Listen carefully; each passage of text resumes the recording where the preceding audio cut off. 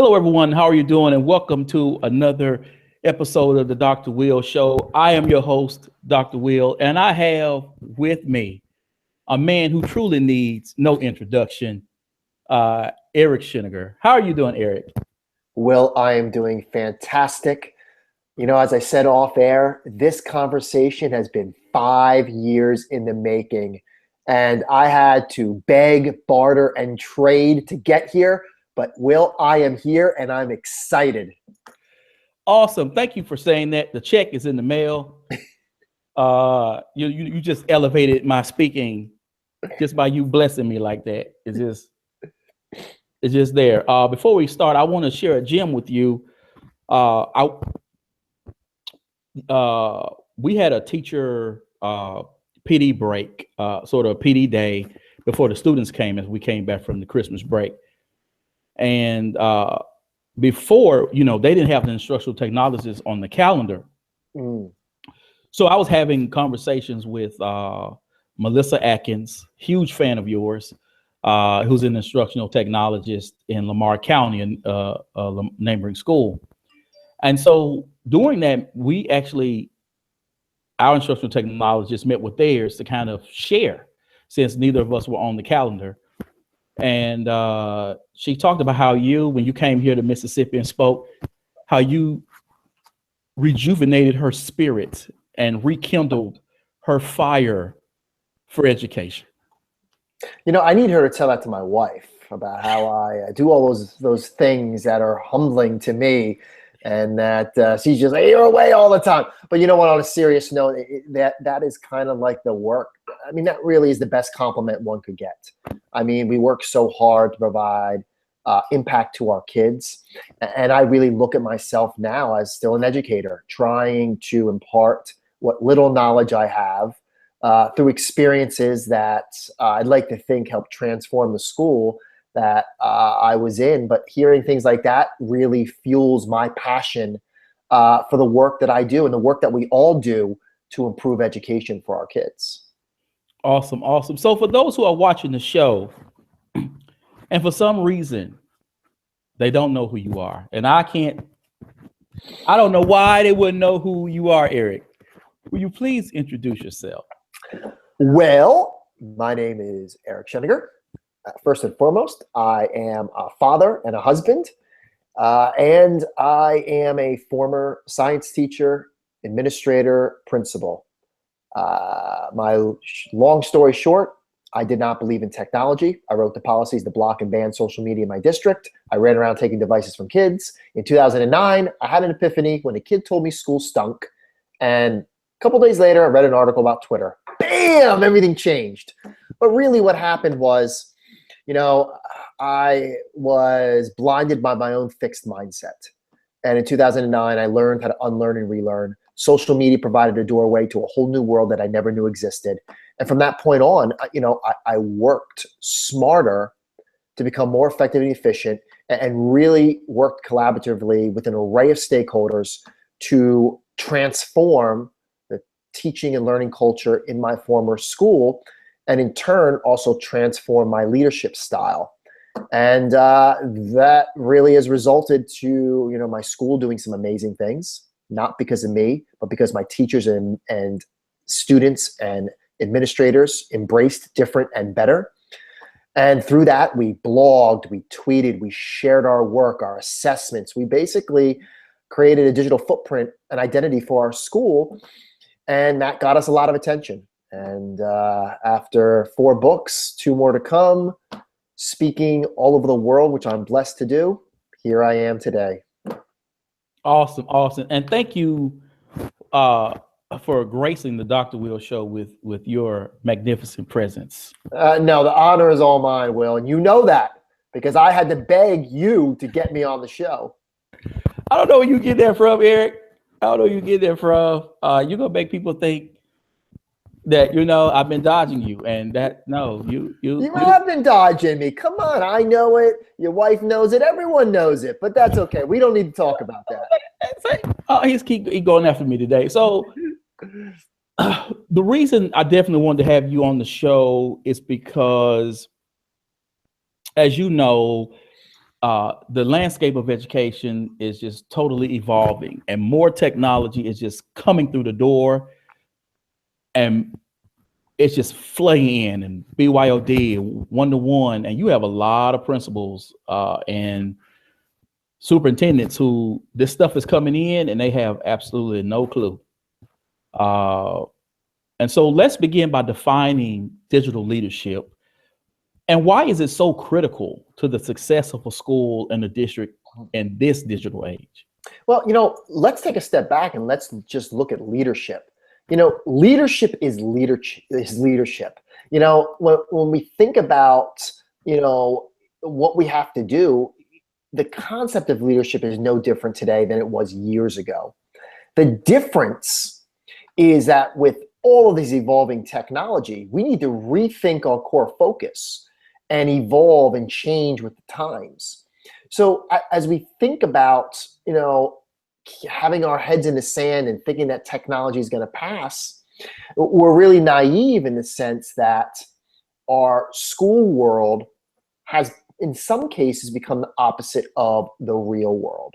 So, when you think about digital leadership, you look at what great leaders have always done, communicate, set an example, be a role model, listen intently, provide support, admit mistakes, learn from failure. We still want to do that. Digital leadership takes into account the qualities of effective leaders, but also recent changes such as ubiquitous connectivity, open source technology, mobile devices, personalization, and it really thinks about how we can use technology to complement the work we've always done. It's about establishing direction, influencing others, and initiating sustainable change through this access to information, and establishing relationships in the process to anticipate needed change. In simple terms, it's about working smarter, not harder. It's about using technology to become more effective and efficient at what we already do. It's not a replacement. It's not an add-on. It's a complement that, when used strategically, can really help us to create a culture that promotes and supports better outcomes for our learners. I like that. So let's stick with what you just spoke about leadership being leadership, but all of these things in terms of communication and such. A lot of schools are silos, and leaders tend to, some schools you have leaders that run a tight ship, and this is my house. But as we know, with technology, everything is very open, and you can't have that control at all. What are some of the challenges that leaders are facing as education is evolving? Oh boy, we could be here a while. But let's talk about sort of an overreaching challenge. The biggest adversary that we all face as leaders, as educators, just in general, it's not lack of funds, it's not resistant staff, it's not mandates, it's not directives. It's our biggest adversary rests between our shoulders. It is our mindset. We battle our mindset all the time. And when we think about common challenges, we don't have enough time, not enough money, mandates, directives, they morph into excuses. And excuses will hold us back. If it's important to you, you'll find a way. If not, you will make an excuse. And in education, more often than not, we thrive on these excuses, and our fixed mindset kicks in, and it really clouds our judgment and resulting in a lack of initiative to focus on doing things differently. If we utilize the same old thinking, we're going to get the same old results, or worse, we're not going to get the results that we want. Nobody likes change. You don't like change. Your colleagues don't like change. I don't like change. People can say what they want. Nobody likes change because of the fear of the unknown. But we have to accept that, with the world changing because of technology, we need to change. And my advice for leaders, the fear is always going to be there. The technology might not work. You might not have enough support. Your kids might not have enough devices. There might be inappropriate use. Guess what? All those issues I discussed have happened well before technology became mainstream. Even in our archaic, classrooms in schools before technology. What we have to be open-minded about is if technology can support and enhance teaching, learning, and leadership, and we focus on the purposeful integration of technology, using it when it's appropriate, and ensuring that it helps us attain or exceed the outcomes that we're looking for, it sort of subdues some of the fear. But when you think about it this way, you know what? I'm not here to convince anybody to like technology. So my message to any leader, any educator that doesn't like technology, that's fine.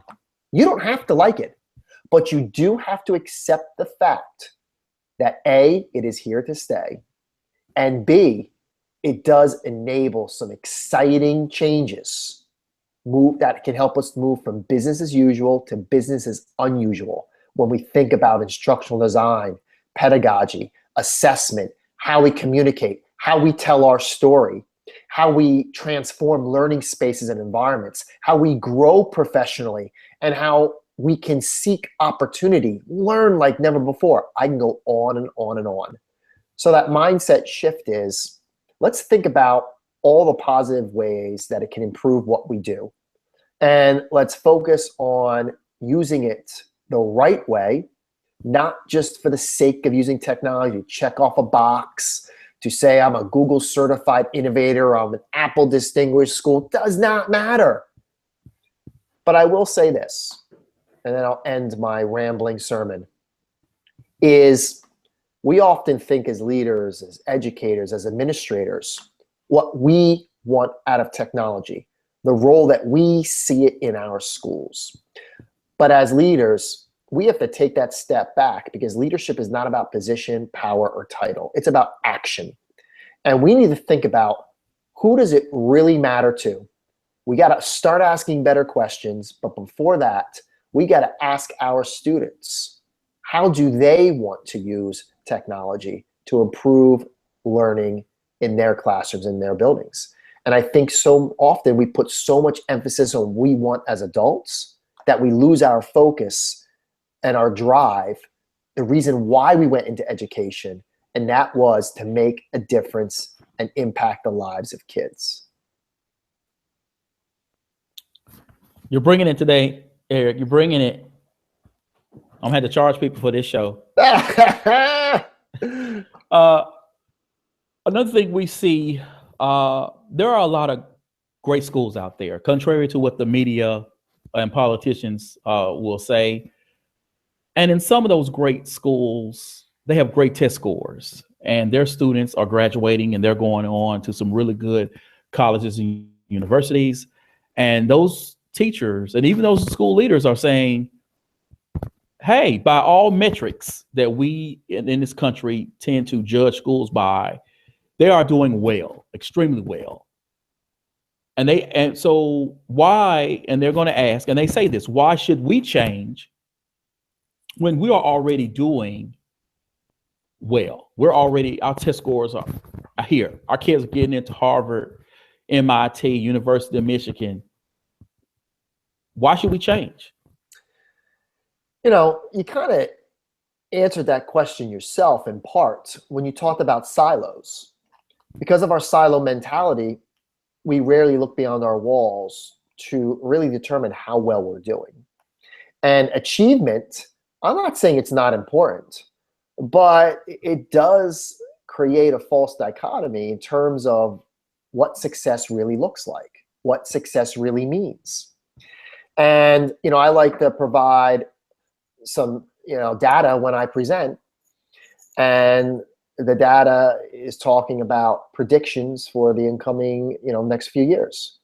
By 2020, in 3 years, there'll be 1 million computer science jobs and only 400,000 qualified applicants in our country. In 20 years, the predictions are that half the jobs now are going to be done by robots. So as we look at how many jobs are becoming eradicated because of technology, you talk about Ivy League graduates, you talk about test scores.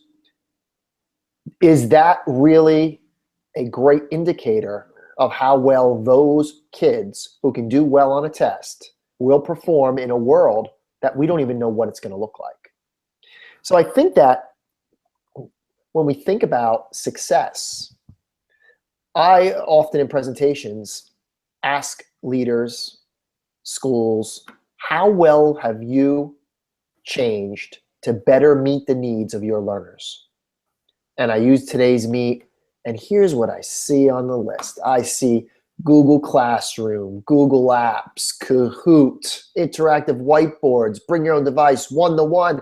Yeah, we're getting better scores and we're using all this tech. But I rarely see anything about student learning and evidence to support how all that stuff has improved learning and achievement. But then I flip the question. I say, you know what? No offense. I asked you the wrong question, and I really don't care what you think and how well you think you're doing. What if I was in a room full of your kids?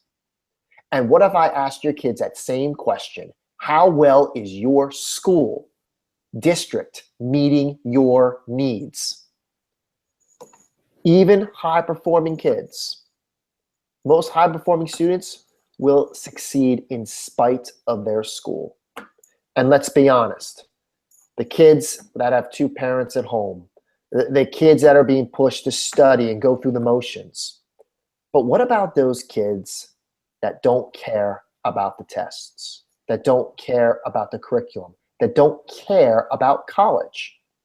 We've sort of ostracized that important population where those kids have excellence in them. They can do amazing things. The problem is they learn differently.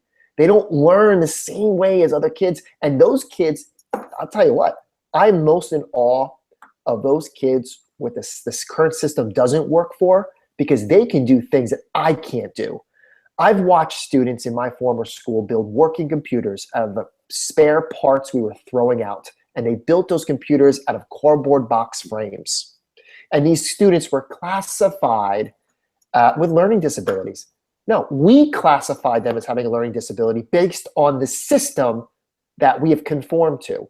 So when you talk about success, Will, we need to redefine success. We need to look at how do we focus on all the attributes, the passions, the interests, the skills of our kids that are hidden in them, and give them the opportunity to showcase what they know, what they can do in a variety of different ways. So success is all a matter of the lens which you look through.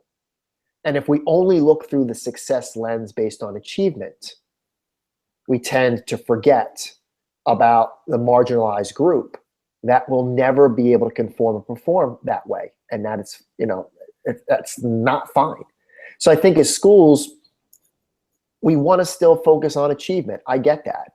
But we also have to be innovative and start thinking about new ideas, new pathways, new techniques that can sort of be disruptive in nature to unleash the potential of all of our learners so that we build, create, foster the next generation of thinkers, doers, inventors, dreamers that our world desperately needs. No, Eric, you're okay. I'm, you know what, that might be a little too far for people. I was gonna go old school with you on this one. Wow. Now, listen, I just repeated what you've told me your philosophy is, so that's all I'm doing here, Will. I got your back. Yes, I appreciate that. I love everything what you're talking about, but I want to give you some pushback on this. Please do. You're talking about disruption and all of these things, but we work within a system that from a state and federal level has said these are the metrics by which your funding and your very existence, employment, etc., will be measured by. And in some cases, or a lot of cases, that has sort of handcuffed and frightened the dickens out of local school districts who may even want to be innovative and do the things you're talking about. Because in their mind, they're thinking, if our students don't do well and they come in with an audit, they can fire everybody, or they can strip us of our funding. They can classify us as a failing school and put us on an improvement plan and have these constant check-ins with us, and we feel we don't have the freedom. Knowing that, and the system is what it is, how are leaders supposed to bring that disruption and bring the innovation you're talking about when they're under such limiting constraints?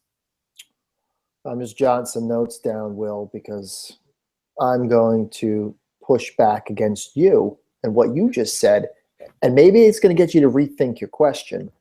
So my first question, and I want you to be honest, how many teachers and administrators in our country truly get fired for doing what's best for kids? I want you to think about your school, your district. How many people, what are we really scared of? Do people in our system really get fired? We have a problem in America. We can't get rid of effective teachers and administrators well enough. I want you to think about that. Question number 2. I'm going to put you on the spot. Who's your boss?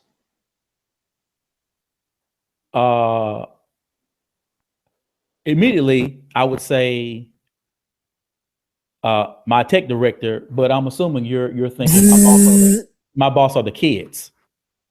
Bingo. We work for kids. The problem you just said is we're so afraid of a system that we've been brainwashed into thinking we have to conform to. Conformity, compliance, control, and rules. That is our system.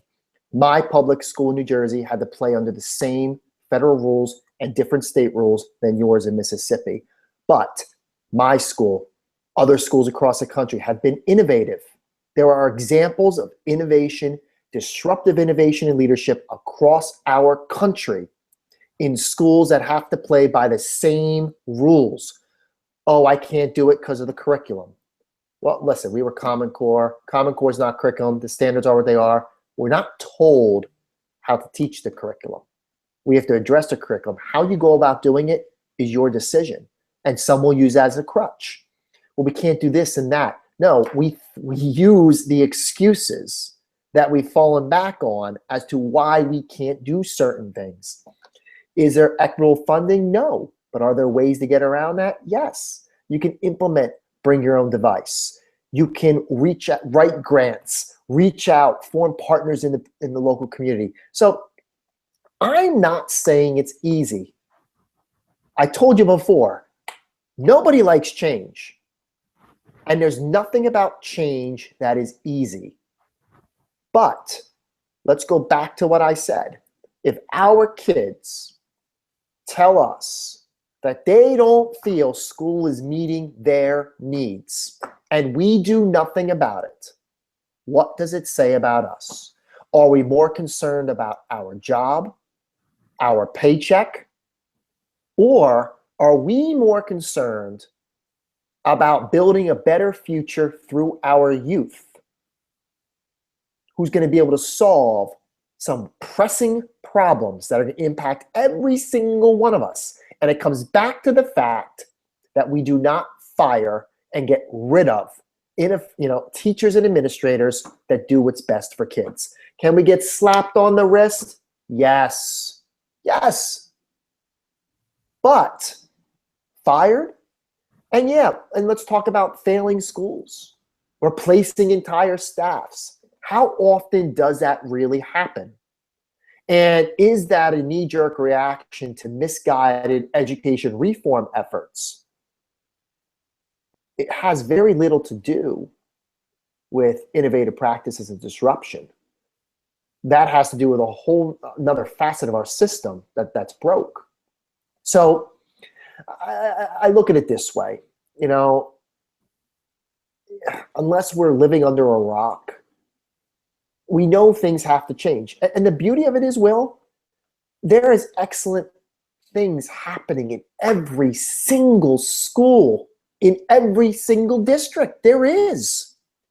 But we have to move beyond isolated pockets of excellence, scale that, because every kid deserves excellence. But I think we have to look at, instead of saying we can't do this because of A, B, C, D, well, let's look for and go to the schools, the districts that have done it. And let's learn from what already works and not reinvent the wheel, but start to build a better foundation through collaborative connectivity and this mantra that, you know what, there is no perfect teacher, no perfect school, no perfect administrator, no perfect district. It does not exist. In education, we have the opportunity to get better and better every single day. That's why we should love what we do. But if we let ourselves get bogged down and derailed because of the challenges that we all face, we all have these challenges, Will. The key is, are we going to focus more on solutions or excuses? For every excuse or challenge, there is a school, a teacher, an administrator, a district that has overcome that challenge. It takes tenacity, perseverance, dedication, fearlessness to a point. And I'll leave with this. We have to look at, on one hand, what we are. What defines our system? Why are we successful? And then think about, what do we want to be for our kids? And in order to go from what we are to what we want to be, we got to take a leap of faith. And we have to push ourselves past the status quo. We have to address the resistance, naysayers head on. We have to model, lead by example, communicate a vision, develop, plan, evaluate that plan, and constantly improve. Thank y'all for coming. Good night. All right, so let's switch gears, and I want to jump into social media. We're both connected educators, and increasingly we see social media playing a greater role in education, but yet we know that there are still a lot of teachers and school superintendents and school principals who are not connected. How should school leaders sort of find their space in these social networks, and how should they approach and model being connected within their district? Well, you said a key word, space. If you're not in the space, i.e. social media, you can't take advantage of the space. The power of the space is the people and the information that you can access. Your greatest resource is each other. There's a quote that goes around, if you're the smartest person in the room, you're in the wrong room. Why would you not want to connect and engage with like-minded, passionate educators who are walking the walk, not just talking the talk, where you can get 24/7 inspiration, ideas, resources, feedback, support? So I think we have to look at the inherent value. And it comes back to something I said earlier. Work smarter, not harder.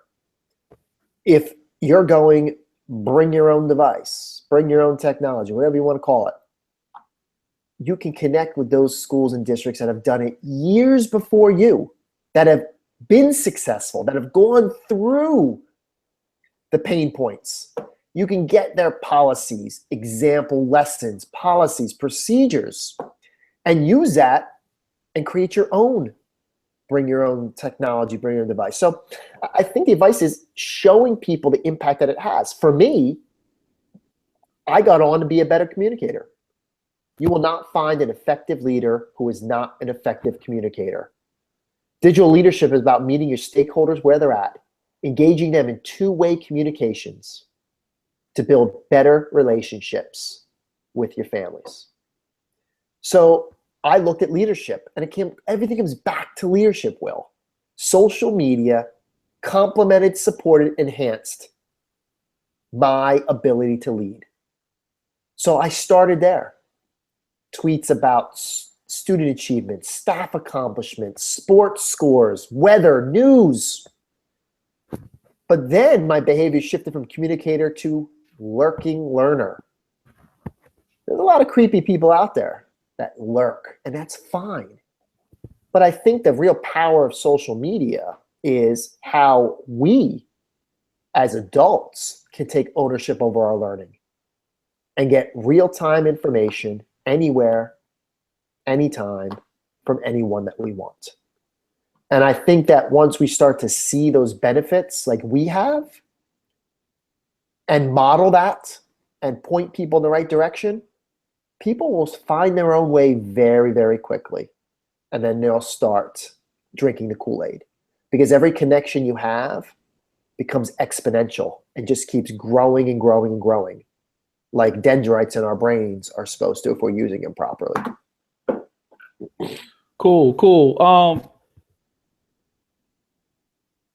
Our superintendent, Dr. Williams, has done an excellent job in coming up with, some may call it a social media strategy in terms of getting all our schools connected and, getting people out there sharing all of the wonderful things that are going on across the district. How can school leaders take advantage of social networks to share their own stories and, dare I say, brand their school as a school of excellence, or a school that is actually doing all of these wonderful things to meet the needs of their students and families? Awesome. Well, first and foremost, you better make sure you tell Dr. Williams I'm still waiting for my invite to come to your district. But back onto the question, I got to stay on task here, is that, let's look at it this way. When we think about school transformation, we think about digital. The most important piece to focus on first is building, working on instructional design, building a great pedagogical foundation so that when we're using technology with purpose, that it really is benefiting, leading to better student learning outcomes. Once we have our instructional design in place and we have those pedagogical techniques, hammered down, where, teachers have no fear, they understand how to integrate technology appropriately and use it to unleash learning student agency amongst our kids, that then gives us so much content and stories to share. What we want to share with social media is the success of our innovative practices to improve learning, to prepare kids for their future, to allow kids to demonstrate mastery in so many creative ways. Digital leadership compels us to become the storyteller in chief. If you don't tell your story, and I've been saying this since 2009, if you don't tell your story, someone else will. And when someone else tells your story, it's usually not the one you want told. By becoming the storyteller in chief, we're able to articulate the true reality of what takes place in our schools, how hard we work, how we are redefining success, how our kids are redefining success. And, if we're not sharing in social spaces and other people are sharing negative stories, whether we like it or not, it builds this brand presence. Social media is sort of, it's like a cycle. When you communicate with social media and you take control of your public relations and share your story using social media, you're creating a brand presence, whether you like it or not. Wouldn't you want to control that identity, that presence as a school? Because we're the authorities. We know pedagogy. We know leadership. So when we think about branding, it's not a business term. We're not selling. We're building our identity. We're sharing successes. we're articulating the true narrative to build powerful relationships with kids, with parents, with community members. By building those relationships through a brand presence, we're garnering greater support, admiration for the noble work that we do every single day. But you can't do that effectively in 2017 without harnessing and leveraging social media. You said it. You said it. I've been on Twitter, I believe, since 2009, and when I look at the number of tweets I've looked like, wow, Twitter needs to send me a check because I'm putting in the work. But it's been great for me because, as you mentioned earlier, of making those connections with people and learning and growing. And I'm a better person and definitely a better educator because of those connections. And let me pull on that, because you make up an important point. And I think let's look at how this conversation came to be. You and I, back in 2009, when you used to be People Goji, you changed that screen name, Will. I got all the dirt on you. You and I connected early on in 2009 on social media. And we became connected because of our mutual interest in education, in learning, in leadership. We've had open discussions, and that connection online enabled us to share, do all those amazing things that connected educators can do. But the best outcome is both the professional and personal relationship that has been formed. When we met face-to-face, not just in Mississippi, we met face-to-face, I think at ASCD, correct? ISTE in Atlanta. ISTE, okay. But then, think about how it's grown and evolved. And when I drove to Texas with my identical twin brother, we're coming through Hattiesburg, Mississippi, I'm gonna call my buddy Will and see if him and his wife are available to come and join us for lunch. What people don't understand is social media is so much more than a tool. It's about people. It's about emotions. It's about relationships. But how do we get to those areas? Because we have this mutual interest of improving.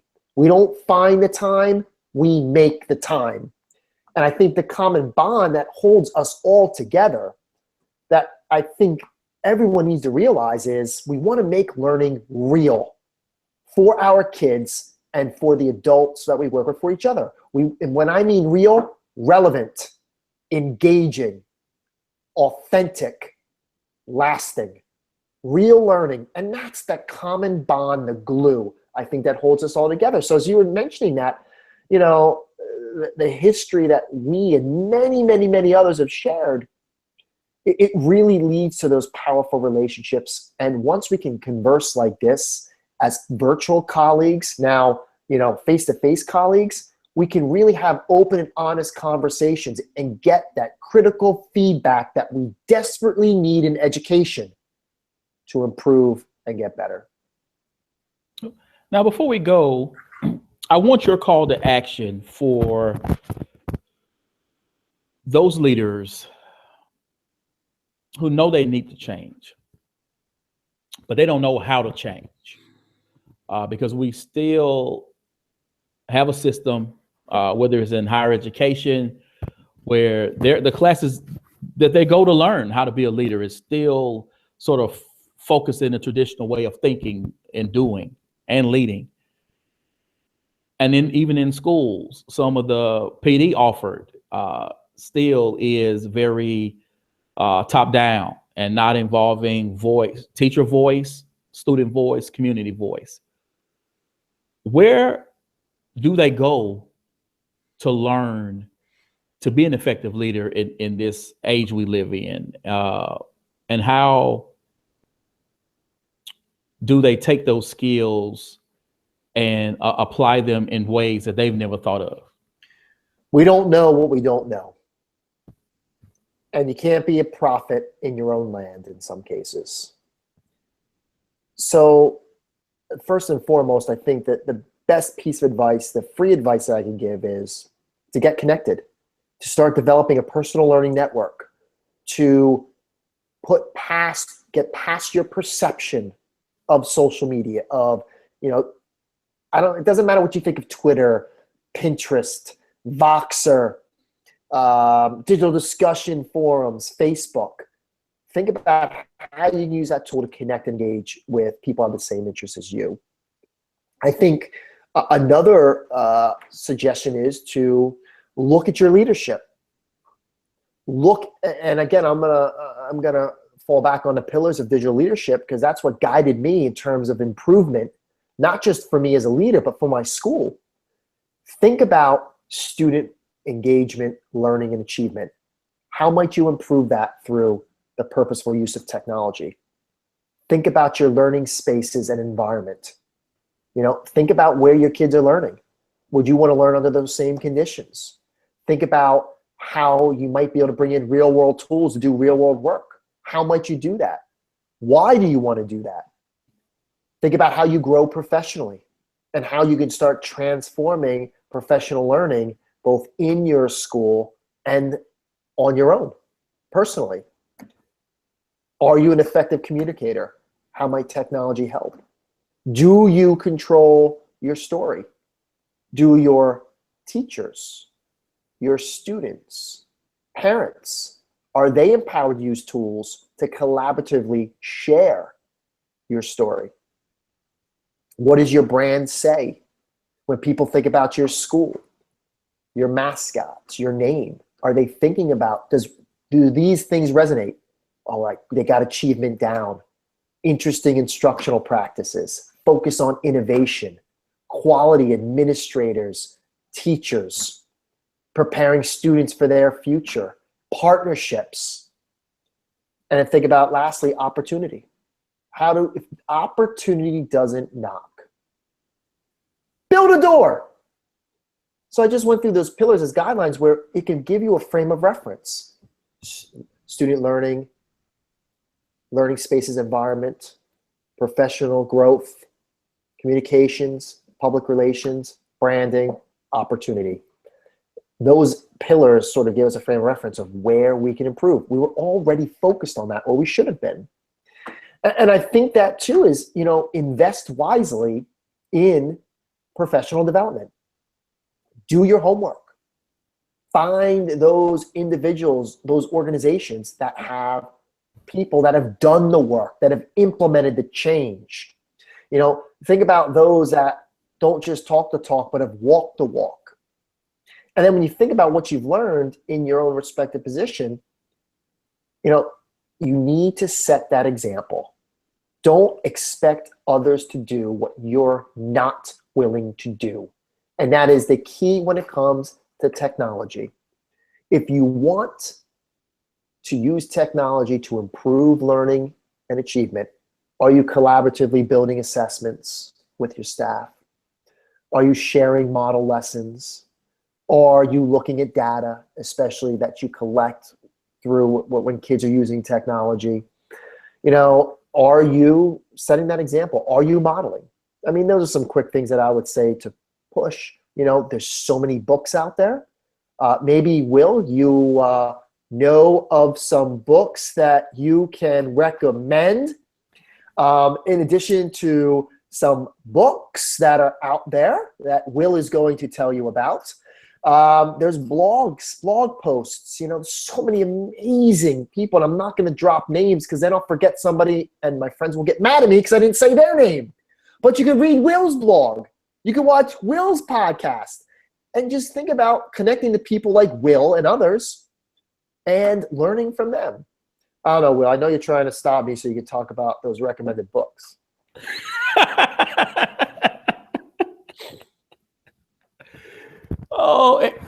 But I don't know if this has been an interview or just a hangout.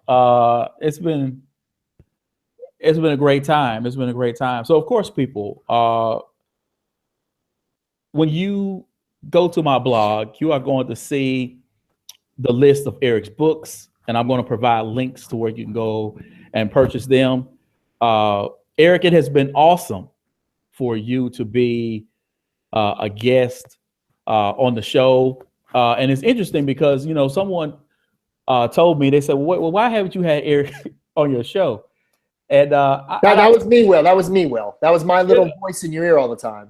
And literally, I told someone, I said, honestly, I said, because I know him, I don't look at him like others see him. Like, Eric is not the guy on the mount. You know what I'm saying? Like, once I've hung out with you and seen you in shorts, it's like, you're not the guy in the suit. You know what I mean? Yep. So I saw you more so, I guess as a friend and not as. Oh. But I think that's the important thing is, you know what? Listen, we're all human. I'm not an expert. I make mistakes. I'm willing to admit my mistakes, learn from my mistakes. But I think for me is I tried to redefine success for myself. And it has nothing to do, with awards that I've won. Yeah, I was blessed to win awards. Why? Because I had amazing teachers and I had amazing kids that embraced different and better. Not one person doesn't win an award. And, people helped me overcome my fears. I never spoke more in public. I never spoke more than 5 minutes in public. I was terrified. I was not a writer. I did not like to write. And I think when you say that, Will, I think we're all here to provide that support, be that cheerleader, pat each other on the back, and be the guide on the side virtually, facilitator to help us all grow and get better. And, we are friends. People are going to see our banter on here, but our friendship evolved because of one simple thing. We wanted to get better. Oh yeah. I kicked things in higher gear after that conversation we had at lunch. I'm still not ready to write a book, Eric. I'm just, when I sit down and think about, wow, I got to put 130, 40, 50 pages together. I'm kind of like, well, let me see if I can master this podcast thing. Will, you wrote a dissertation and got a doctorate. Don't tell me you can't write a book. If it's important to you, you will find a way, Will. If not, you will make an excuse. Get rid of the excuses, Will. This man is calling me out on my own show. Oh, you hear this, people? He's calling me out on my own show. Thanks again, Eric, for being a guest on the podcast. As always, it's been awesome talking to you. I'm gonna have to get to the Model Schools Conference one day. It's unfortunate that it falls within that ISTE sort of lineup, because I plan to head to the Schoology Conference myself. But you know what? Let me. I think you bring up a good point. I'm going to challenge you, and I'm going to challenge all the listeners of this podcast. And Model Schools. The best part about it is the foundation, anchoring of the event, are the schools and districts that have closed the achievement gap, that have bridged the digital divide. We bring teams of educators from across the country who have done the work, experienced success, and they do the presentations. Yes, this year we're going to have an amazing opening keynote from Daniel Pink. Dr. Daggett will give a keynote. I will give a keynote. Whatever. The important aspect is, though, the focus is the work that's being done. So, Will, what I would challenge you to do is, I know you must be doing some awesome stuff in your school district. Get the information out there. Take a look at the application. Apply. Lead a presentation. And I know Dr. Williams has been there. I've run into him, so I'm sure he'll support that application. But, to everyone that's listening, we know exciting stuff is happening. We want you to learn from the best. The best are not people like me. The best are people like you and Will who are in the trenches doing the work. Model Schools is an opportunity for you to come and learn from the best, from each other. And that's what I would, it's up against some other conferences, but I'm telling you right now, the takeaways, the conversations, the team building, Many schools, districts come as teams. They learn together.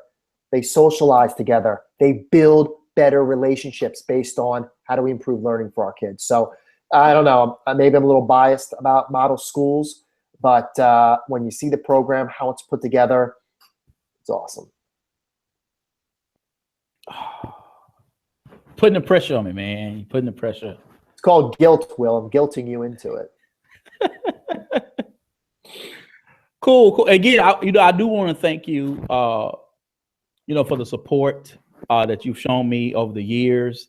I am where I am, I think, in part to that shout out you gave me at Mecca, because I actually walked up to the tech director after that and I said, hey, I think you should give me a job. And Ross Randall, who's been a great cheerleader, who's the tech director at the time, said, hey, yeah. And 6 weeks later, I was at the district. And it has been a great ride for me to work with some great teachers and administrators. Now my new tech director, Dane Conrad, who again has been supportive and just said, go do your thing. I feel, blessed and honored to do the work that I do. And I just wanted to, thank you for putting me on this path. That's awesome. And you know what, Will, I could sit here and thank you and all the thousands of people that have helped me get to where I'm at. And that's the beauty of education and the beauty of being a connected educator is that, it's not about one person. It's not about me. It's about the team.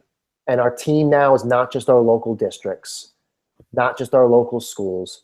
Team means all of us that are working on behalf of kids. Why is team so important? Because together, everyone achieves more. Excellent.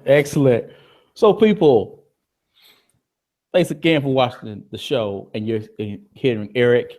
As always, this podcast is going to be on LinkedIn. It'll be on YouTube. It'll be on my blog, and I'll have it on SoundCloud. And tonight I'll be tweeting this bad boy out and including Eric in it. You'll be able to find ways to be able to connect on Eric on the blog post and on LinkedIn once it goes out. As always, people, invest in you, EDU. Peace.